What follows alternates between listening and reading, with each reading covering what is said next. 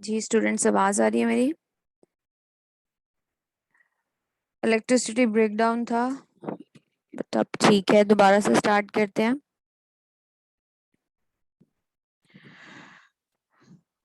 जी हम बात कर रहे थे डिमिट्री मेंडलीव की, वहीं से कंटिन्यू करते हैं। अब हम बात करते हैं उनके मेरिट्स और डिमेरिट्स की।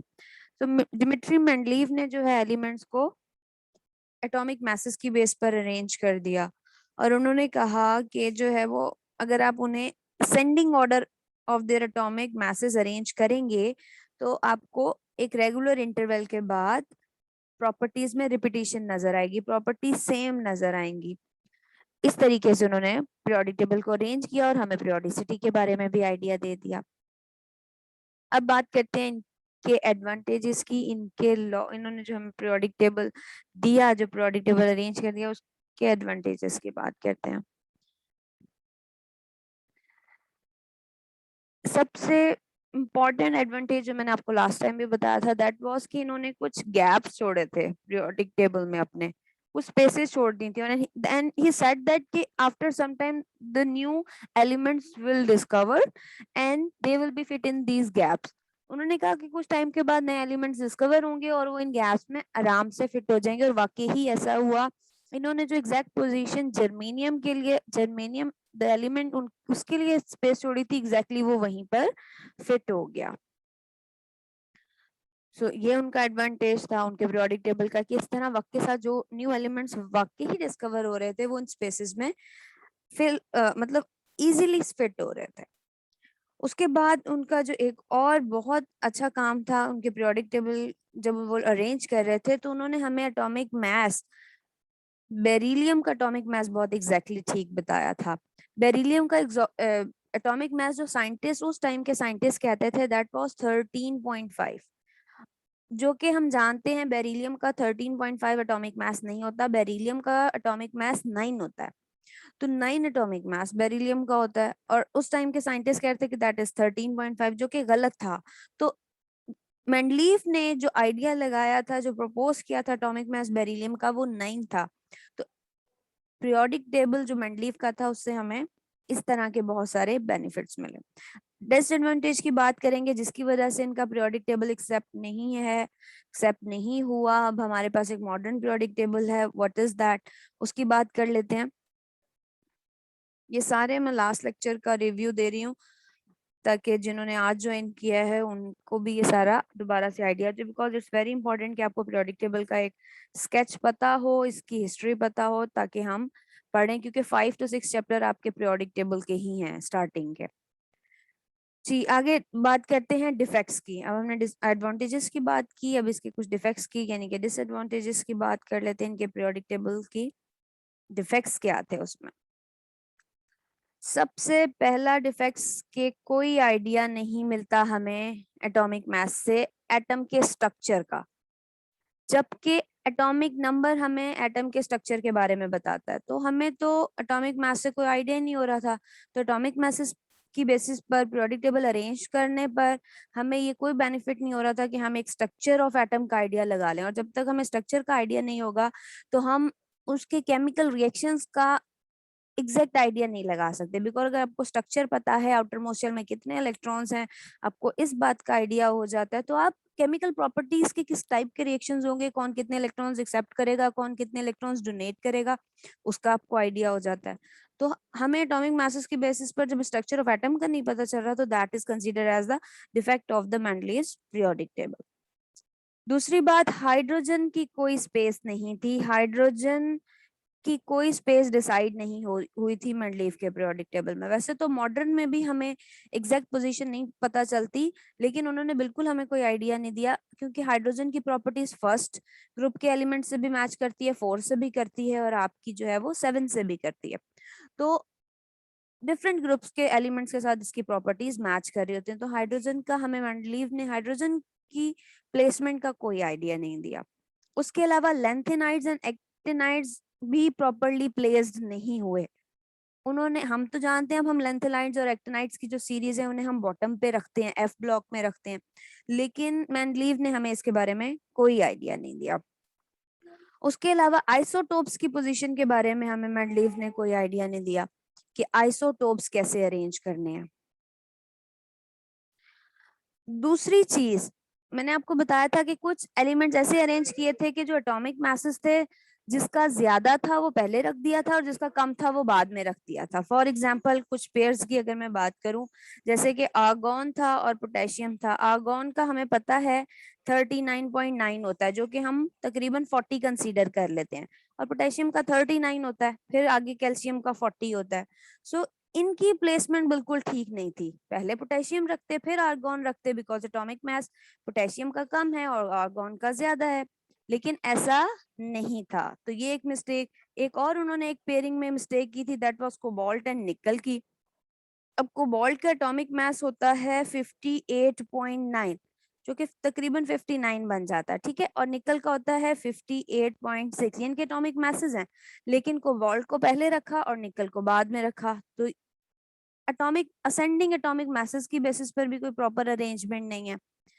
एक और पेयर जो इन्होंने बाय मिस्टेक इस तरह रखा, या उनसे प्रॉपर्टीज की रिपीटेशन ठीक नहीं हो रही थी, दैट्स व्हाई उन्होंने इस तरीके से रख दिया, क्योंकि वो कह रहे थे कि रेगुलर इंटरवल के बाद प्रॉपर्टीज ने रिपीट होना है। तो उस वो ध्यान में रखते हुए उन्होंने फिर कुछ एटॉमिक मासेस का ख्याल नहीं रखा। एक और पेयर था टी और हमारा जो आयोडीन है जी, इसका एटॉमिक मास 127.6 था और इस आयोडीन का 126.9 होता है। सो 127 को पहले रखा और 126.9 को बाद में रखा। तो ये कुछ मिस्टेक्स थी मेंडलीफ के पीरियोडिक टेबल की। आगे चलते हैं, जो हमारा आज का बेसिक टॉपिक था, that is modern periodic table. Modern periodic table हम जानते हैं अरेंजमेंट है एलिमेंट की in ascending order of their atomic number, क्योंकि इस टाइम तक हेनरी मोजले हमें बता चुके थे एटॉमिक नंबर ऑफ एलिमेंट्स के बारे में, डिस्कवर कर चुके थे। तो हेनरी मोजले ने हमें 1930 में जब एटॉमिक नंबर के बारे में बता दिया, तो हमने फिर उसी एटॉमिक नंबर को बेसिक बना लिया कि इसकी बेसिस पर हम पीरियोडिक टेबल अरेंज कर सकते हैं, बिकॉज इसमें रेगुलर इंटरवल है 1 2 3 4 5 6 7। बट एटॉमिक मैसेज में ऐसा नहीं है। एटॉमिक मैसेज कम ज्यादा ऐसे होते हैं, लेकिन एटॉमिक नंबर की सीक्वेंस बिल्कुल ठीक होती है और बिल्कुल एग्जैक्ट होती है। यहाँ तक किसी को कोई कंफ्यूजन? आगे चलें? ठीक, आगे चलते हैं। तो अब हमें पता चल गया है कि पीरियोडिक टेबल में एक रेगुलर इंटरवल आ रहा है, एक प्रॉपर सीक्वेंस है। अगर हम एटॉमिक नंबर की बेसिस पर अरेंज करते हैं, और एटॉमिक नंबर किसने डिस्कवर किया, ये आपको एमसीक्यूज के पॉइंट ऑफ व्यू से भी पता होना चाहिए, आपने 9th क्लास में भी पढ़ा होगा कि हेनरी मोजले ने हमें एटॉमिक नंबर डिस्कवर करके दिया था इन 1930। जब एक्सरे की डिस्कवरी हो गई थी, उसके बाद मोजले ने हमें एटॉमिक नंबर जो एलिमेंट्स का था उसके बारे में बताया। और atomic number is basically the number of protons present in the nucleus of an atom.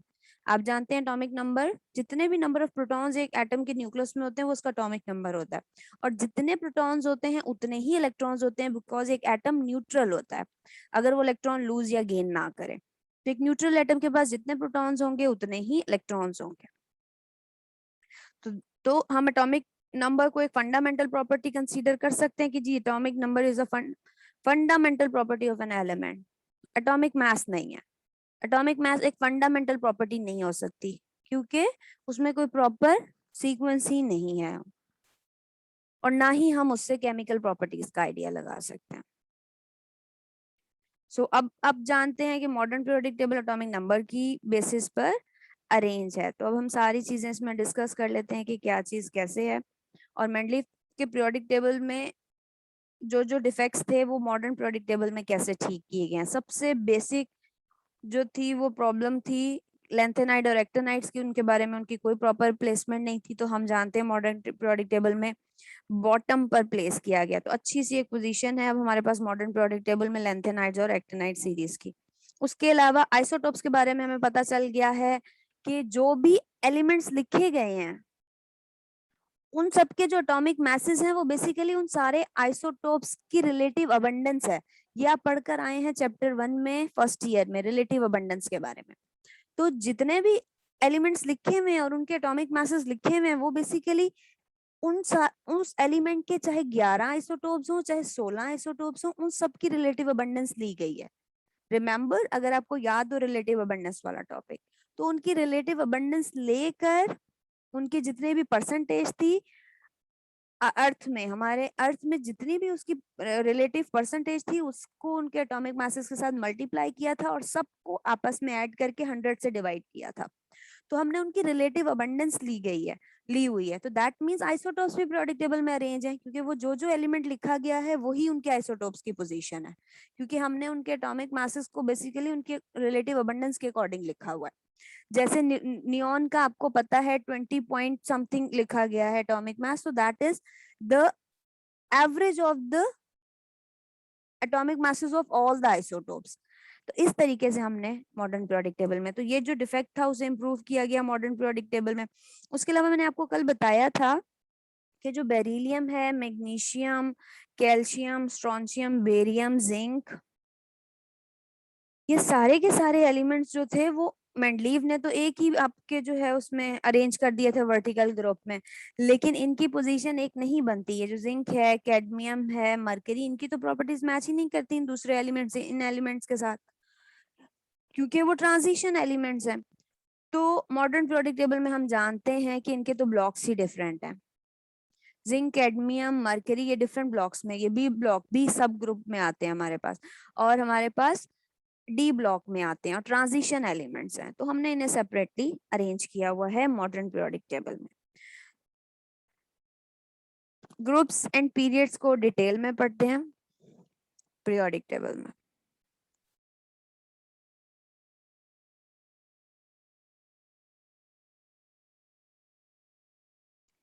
Wait, मैं पीरियोडिक टेबल आपकी स्क्रीन पर ऑन कर दूं।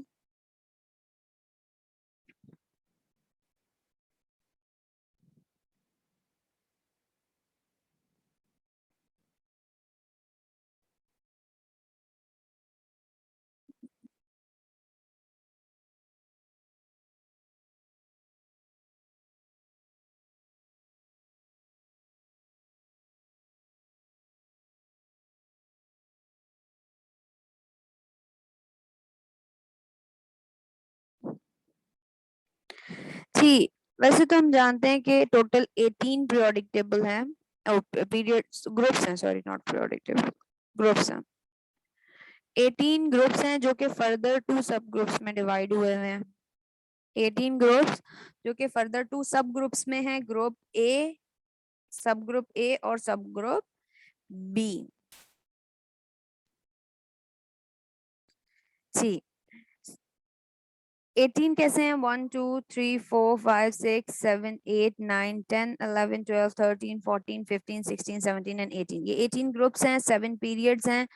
दी हाइड्रोजन, यहाँ लिथियम के ऊपर अक्सर पीरियोडिक टेबल में लिखा जाता है लिथियम और हाइड्रोजन हमारा पीरियड 1 होता है। 2 3 4 5 6 एंड 7, 7 पीरियड्स हैं, और इन्हें हम जो है ग्रुप्स जो हैं, जो आपके डिवाइड किए गए हैं ए और बी में, इन्हें हम बेसिकली रोमन न्यूमरल्स में लिखते हैं। ये रोमन में लिखा जाता है, इसे हम दूसरी काउंटिंग में नहीं लिखते। जब पूरे टोटल 18 मेंशन करते हैं तो फिर हम नॉर्मल काउंटिंग में 1 2 3 करके लिखते हैं, लेकिन जब हमने इन्हें 2 सब ग्रुप्स में डिवाइड किया होता है, ग्रुप ए और बी में, तो फिर हम इन्हें रोमन में लिखते हैं। अब ये 1 ए है, ये 2 ए है, ये सारे ए सब ग्रुप्स हैं। यस ब्लॉक और पी ब्लॉक एलिमेंट सारे ए सब ग्रुप में आते हैं, और ये जो आपका सेंटर वाला है ये बी सब ग्रुप है। ये 1B, this one is 2B, और रोमन में मैं लिख रही हूँ, रोमन में हम मेंशन करते हैं जब सब ग्रुप्स में डिवाइड करते हैं। ये 3B, this one is 4B, 5 6B, 7B, और ये जो आपके 3 हैं आयरन, कोबाल्ट और निकल वाले 3, ये आपके 8B कहलाते हैं। 8B सब ग्रुप है ये। 8 ग्रुप्स, 7 पीरियड्स। 8 कैसे कि 8 सब ग्रुप बी है और 8 सब ग्रुप ए है। पीरियड 7 हो गए। जो सबसे पहला पीरियड है हाइड्रोजन हीलियम का, ये शॉर्टेस्ट पीरियड कहलाता है। हाइड्रोजन एंड हीलियम का जो पीरियड है, जो सबसे पहला पीरियड है, ये कहलाता है शॉर्टेस्ट पीरियड।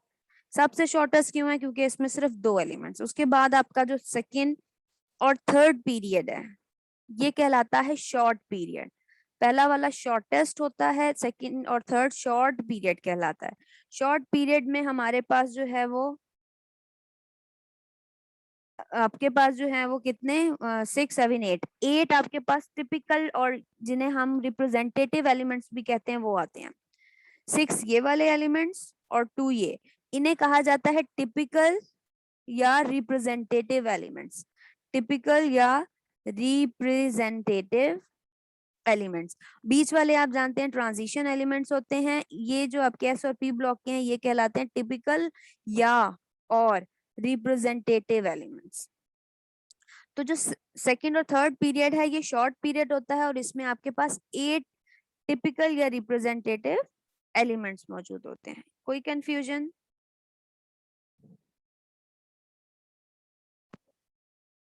सेकेंड और थर्ड पीरियड में हमारे पास सिर्फ ए सब ग्रुप होता है और वो ए सब ग्रुप हमारा टिपिकल रिप्रेजेंटेटिव एलिमेंट्स है। ठीक है, आगे चलें। अच्छा, इसमें एक और बात याद रखनी है कि इसमें सेकेंड और थर्ड में every 8th element having a repetition of the previous element. Her 8th element की प्रॉपर्टीज में रिपीटेशन है। हर 8 एलिमेंट जो है वो प्रीवियस जो आपका एलिमेंट था उस फर्स्ट वाला जो था उसकी प्रॉपर्टीज को रिपीट कर रहा होता है सेकंड और थर्ड में। फोर्थ फिफ्थ पर आते हैं। फोर्थ एंड फिफ्थ ये है आपका long period. Long period fourth and fifth को कहते हैं लॉन्ग पीरियड। पहला शॉर्टेस्ट, सेकंड और third short, fourth and fifth आपका कहलाता है लॉन्ग पीरियड। लॉन्ग पीरियड में आपके जो है वो टिपिकल या रिप्रेजेंटेटिव एलिमेंट्स आप कह लीजिए, इसमें हमारे पास कितने होंगे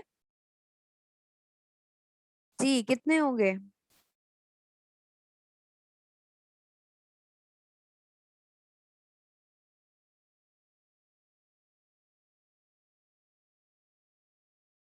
8 होंगे, क्योंकि मैं आपको बता चुकी हूँ कि ये जो एस और ये जो पी ब्लॉक के एलिमेंट्स हैं ये आपके टिपिकल या रिप्रेजेंटेटिव एलिमेंट्स होते हैं जिन्हें नॉर्मल भी कहा जाता है। नॉर्मल, ये आपके नॉर्मल भी कहला रहे होते हैं। सो कितने हो गए? 8। कितने हो गए? 8। 8 टिपिकल एलिमेंट्स जो कि ए सारे के सारे ए सब ग्रुप से बिलोंग करते हैं। उसके अलावा इसमें 10 होते हैं ट्रांजिशन एलिमेंट्स, ये जो सेंटर में है 10 होते हैं ट्रांजिशन एलिमेंट्स। ये जो सेंटर में है ये ट्रांजिशन एलिमेंट्स हैं। तो 10 हो गए ट्रांजिशन एलिमेंट्स जो कि आपके सेंटर में। 8 आपके टिपिकल हो गए, 10 आपके ट्रांजिशन हो गए जो कि कौन से ब्लॉक्स हैं, सब ग्रुप्स हैं, बी सब ग्रुप्स है। 8 और 10 हो गए 18। कितने हो गए? 18। तो आपके फोर्थ और फिफ्थ में 18 एलिमेंट्स होते हैं। Is it clear? एक एक चीज आराम से इसलिए बता रही हूँ कि आपको साथ ही याद हो जाए। फर्स्ट शॉर्टेस्ट पीरियड में 2 एलिमेंट्स हैं। सेकेंड और थर्ड पीरियड में आपके पास 8 एलिमेंट्स हैं। लॉन्ग पीरियड में आपके पास 18 एलिमेंट्स हैं। 18 एलिमेंट्स में आपके पास जो है टिपिकल या रिप्रेजेंटेटिव जो हैं आपके वो कितने हैं? 8। और बाकी जो 10 है वो आपके ट्रांजिशन एलिमेंट्स हैं। अब आ जाइए 6 पीरियड पे। 6 और 7 को हम अलग अलग देखते हैं क्योंकि 7 इनकम्प्लीट है।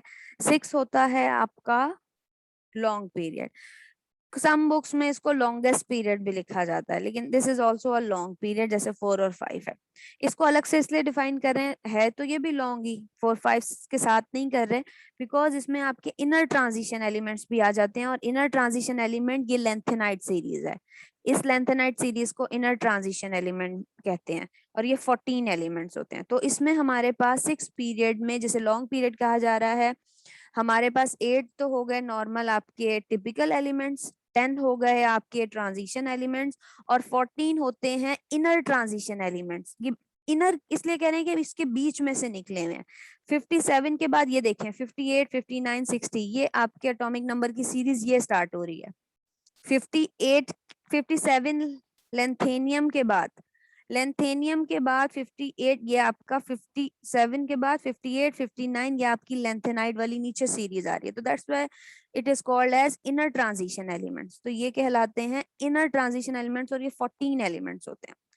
तो आपका 6 पीरियड भी हो गया, लॉन्ग पीरियड, सम बुक्स में से लॉन्गेस्ट पीरियड भी लिखा जा रहा है। 7 पीरियड इज इनकम्प्लीट, इसे इनकम्प्लीट पीरियड कहते हैं, ये अभी तक कंप्लीट नहीं है, इस पीरियड को अभी तक कंप्लीट नहीं किया जा रहा। इसमें हमारे पास सिर्फ स्टार्टिंग के ये 2 एलिमेंट्स हैं, फ्रेंचियम और रेडियम, ये 2 एलिमेंट्स आते हैं हमारे पास इस नॉर्मल पीरियड के। टिपिकल ये जो रिप्रेजेंटेटिव है इसके 2 सिर्फ ये आते हैं, फ्रेंचियम और रेडियम। उसके बाद ये आपके एक्टेनियम और ये इनर ट्रांजिशन सीरीज आ जाती है, ट्रांजिशन एलिमेंट्स आ जाते हैं और उसके बाद इनर ट्रांजिशन एलिमेंट्स आ जाते हैं। इस सीरीज में बेसिकली आपके पास ये पी ब्लॉक वाले एलिमेंट्स नहीं होते। और ये जो आपकी लेंथेनाइड और एक्टेनाइड की सीरीज है नीचे बॉटम पे, इसे रेयर अर्थ मेटल्स एलिमेंट्स भी कहा जाता है, रेयर अर्थ मेटल्स। आगे चलें, यहाँ तक कोई कंफ्यूजन?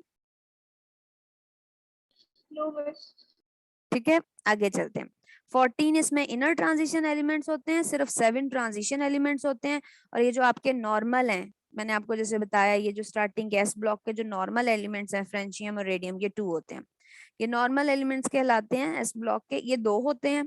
उसके अलावा आपके पास ट्रांजिशन एलिमेंट सिर्फ 7 होते हैं इसमें, और 14 आपके नीचे, ये एक्टिनाइड वाली जो नीचे सीरीज है, ये आपके पास नीचे यहाँ बॉटम पे ये भी 14 होते हैं। ठीक है, तो इनर ट्रांजिशन एलिमेंट्स 14 हो गए, नॉर्मल आपके पास 2 हो गए, यहाँ पर आपके पास सिर्फ 7 ट्रांजिशन एलिमेंट्स होते हैं, और ये वाला आपके पास पी ब्लॉक में जो रिप्रेजेंटेटिव टिपिकल एलिमेंट्स हैं ये इसमें नहीं होते।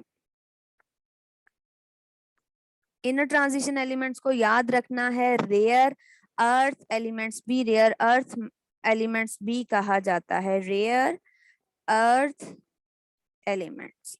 तो रेयर से ही आपको आइडिया हो गया होगा कि रेयरली प्रेजेंट होते हैं। लेट्स मूव, कि हमने इनकी फैमिलीज को डिफरेंट डिफरेंट नेम्स क्यों दिए गए।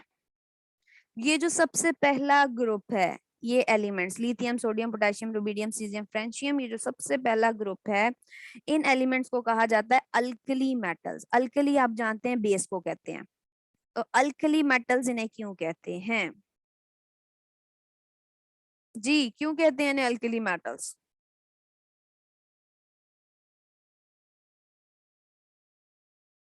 इन्हें अल्कली मेटल्स इसलिए कहा जाता है because when they react with water, जब ये वाटर के साथ रिएक्ट करते हैं तो स्ट्रॉन्ग अल्कलीज बनाते हैं।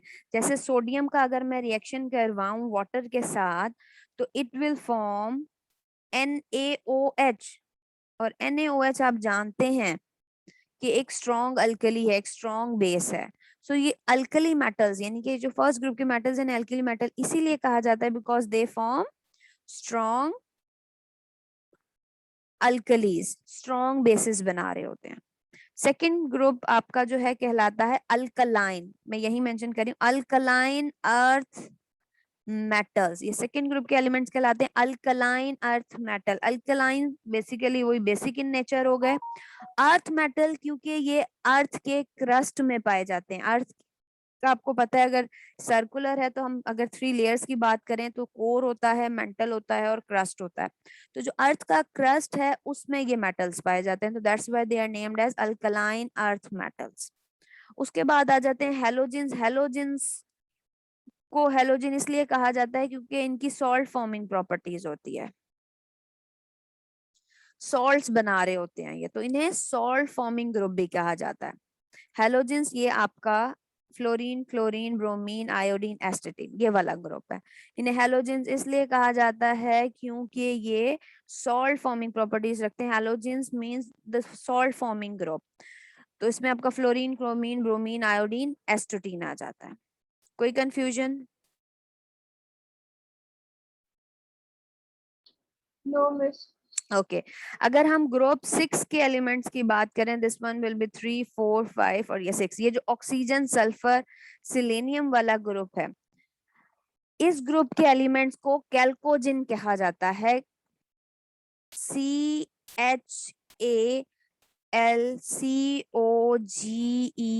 कैल्कोजिन फैमिली भी कहा जाता है। क्यों इन्हें ऐसा क्यों कहा जाता है? बिकॉज ओर फॉर्मिंग ग्रुप है ये। ऑक्सीजन, सल्फर, सिलेनियम, इनके आपको ओर्स मिलती हैं, और फॉर्मिंग ग्रुप्स हैं, ये और forming group, so that's why इन्हें कैल्कोजेन फैमिली भी कहा जाता है।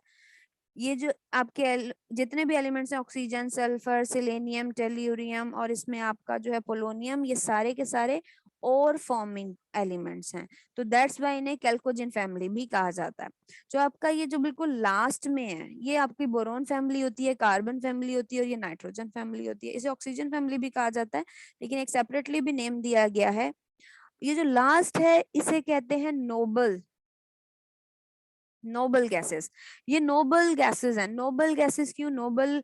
अगर हम इंग्लिश के लिहाज से देखें तो लाइक आपको एक अच्छा सा मतलब समझ आता है, तो ये बहुत ज्यादा अनरिएक्टिव होते हैं, रिएक्ट ही नहीं करते। एक नोबल सा ग्रुप है जो रिएक्ट नहीं करता, अपने काम से काम रखता है, अनरिएक्टिव हैं, इंडिपेंडेंटली एग्जिस्ट करते हैं, इन्हें एसिड रिएक्शन की कोई जरूरत नहीं है। फैमिली को नेम क्यों दिया गया है? इज इट क्लियर कि डिफरेंट फैमिलीज को क्यों नेम दिए गए हैं? आगे चलें, ब्लॉक्स की बात करते हैं।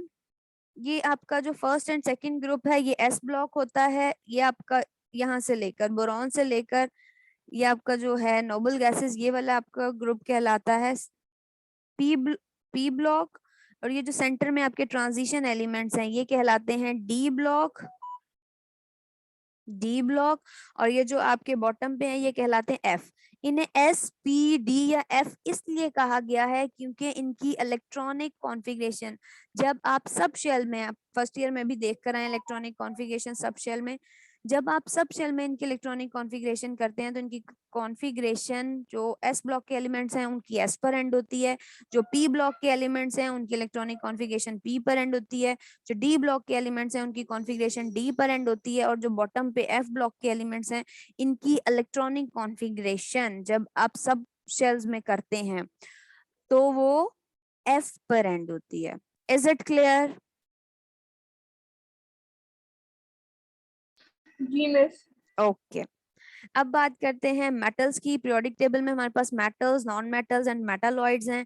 इनकी प्रॉपर्टीज का तो आपको आइडिया होगा क्योंकि 9 में भी पढ़ा होगा कि मेटल्स की क्या प्रॉपर्टीज होती हैं, नॉन मेटल्स की और मेटालॉइड्स की। मेटल्स आप जानते हैं लस्ट्रस होते हैं, शाइनी होते हैं, मैलिएबल होते हैं, डक्टाइल होते हैं, कंडक्ट कर सकते हैं इलेक्ट्रिसिटी को, और सबसे बेसिक प्रॉपर्टी इनकी कि ये बेसिक ऑक्साइड्स बनाते हैं।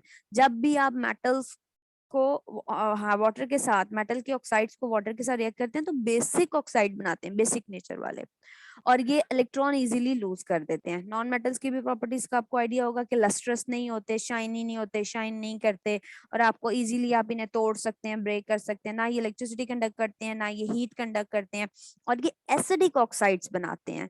जब आप नॉन मेटल्स के कंपाउंड्स को वाटर के साथ ऑक्साइड्स को वाटर के साथ रिएक्ट करते हैं, नॉन मेटल्स के ऑक्साइड्स को वाटर के साथ रिएक्ट करते हैं तो आपको एसिडिक ऑक्साइड्स मिलते हैं। तो ये अच्छा, और नेगेटिव नेचर रखते हैं, इलेक्ट्रोनेगेटिव होते हैं, इलेक्ट्रॉन्स लेकर खुश रहते हैं। और आपको मेटलॉइड्स पता है मेटल और नॉन मेटल दोनों की प्रॉपर्टीज रखते हैं, मिक्सचर होते हैं। तो आपके ये एस ब्लॉक के जितने भी एलिमेंट्स हैं ये सारे मेटल्स हैं, ट्रांजिशन एलिमेंट्स भी आपके सारे मेटल्स हैं। यहाँ पर अगर मैं यहाँ पर डायगोनल बनाऊं इस तरीके से एल्यूमिनियम के साथ, तो ये आपका एल्यूमिनियम, ये इस तरीके बोरॉन से बना लेते हैं क्योंकि मैं आपको दिखाना चाह रही हूँ बेसिकली मेटलॉइड्स। अगर आप अपनी बुक पर भी देखें और पीरियोडिक टेबल में भी देखें तो आपको पता लग जाएगा कि डायगोनल से कैसे बना लेते हैं। ये बोरॉन से चले, बोरॉन, फिर आगे आप आ जाइए सिलिकॉन से आर्सेनिक, टेल्यूरियम, इस तरीके से जी। तो ये वाले जो एलिमेंट्स हैं आपके, दीज ऑल आर मेटलॉइड्स, ये सारे के सारे मेटलॉइड्स हैं। एल्यूमिनियम, गैलियम और इस साइड वाले सारे के सारे ये वाले एलिमेंट्स जितने भी हैं ये सब भी मेटल्स में आते हैं।